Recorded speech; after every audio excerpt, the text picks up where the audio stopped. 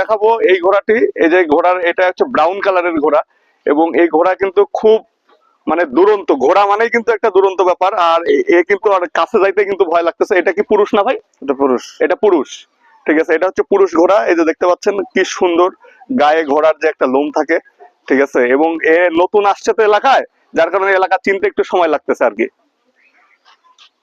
একটু কাছ থেকে দেখান।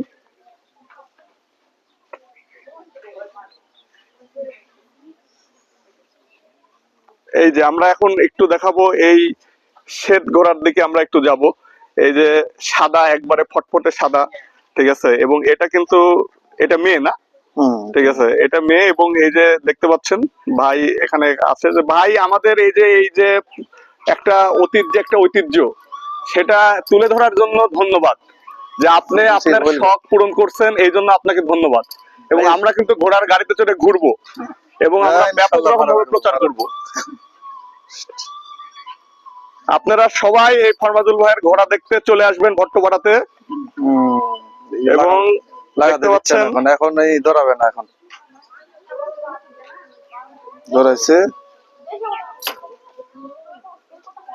ভাই ধন্যবাদ। আমরা গাড়ি চালু হলে আবার।